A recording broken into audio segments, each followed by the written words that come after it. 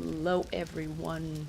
Today I'm painting my Christmas postcards and I'm using a new medium which is oil paint that is soluble with water. Say what? Yeah, that exists right now and I bought some, like a box of 5 colors, and I figured I should try it because a long time ago I used to paint a lot with oils, but it was such a pain in the ass to clean and the smell got everywhere and everything got so messy. I eventually got into other media that were less messy. Only, in fact, it was a terrible idea to do that right now because just like regular oil paint, these dry pretty slowly, and I thought because you mixed in water it should dry a bit faster.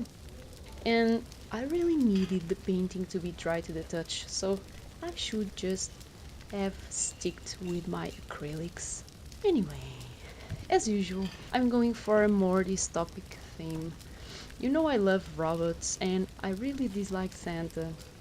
But actually, my starting point for this postcard was the idea of labor in third world countries and how they work with no conditions whatsoever. And recently, another factory just exploded, and I think of these people that work in such intolerable conditions with no human rights, no salary, no nothing. Some of these workers are children and factories explode, people die in there, several people die working just so rich countries can sell their crap in bulk in Christmas. But anyway, as you may have noticed, machines are upon us, replacing humans in most of our tasks. I imagine this world where even Santa is a robot. There are no flesh and bone Santas anymore. And I'm actually okay with that reality. I really don't mind a robot Santa. So I'm calling this piece Merry and Bright, with all the factories exploding in the background in a very Christmassy manner. Yeah, so there's that. I don't really like the idea of this season anymore that much, apart from spending time with my friends and family, but I remember when Christmas wasn't so bad. Also remember when I was a kid and I had to do those plays. You remember those? Did you also have to go through that? I remember those plays we had to do as a kid for our parents to witness how cute we were and take a lot of pictures to humiliate and blackmail us later. I remember with a lot of grief this one time I was about 5 years old, maybe, no more than that. It was Christmas time, the trees were all alight, and we had these kids play as usual. I wasn't the most keen on acting and following rules especially, but they had the kids separated by age groups and genders. The play set was something like a coop, where the chicken walk around, I guess, and the girls my age had to wear this chicken suit, which was in fact just a torn up white blankets. They cut a round piece for our head to go through, and yeah, it was pretty sad.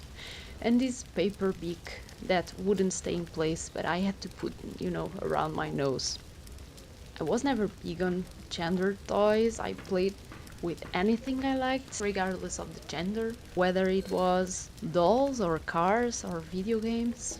I really liked those parking lot things that were giant, they had the elevator for the cars and, like 5 floors of pure parking lot satisfaction. And I was so heartbroken when I found out the boys were wearing these super cool and not ridiculous, and very radical cowboy suit for my crude standards, with hats and pistols. And I remember I was dying to grab one of those because I never had one, and I was extremely pissed I had to be a chicken and not a cowboy.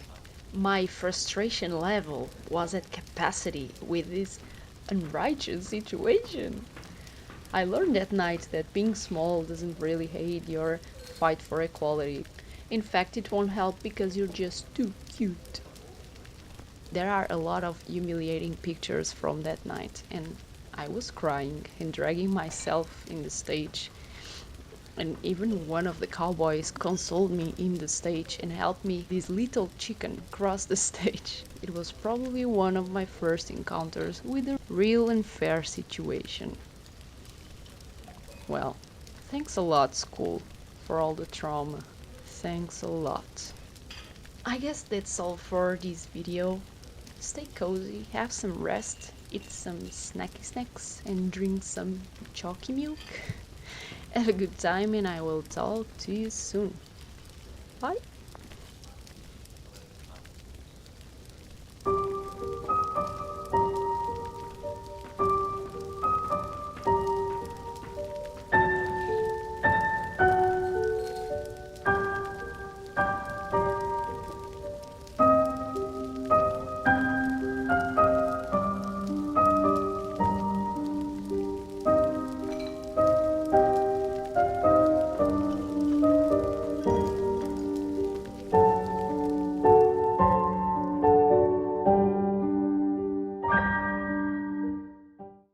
Job's done.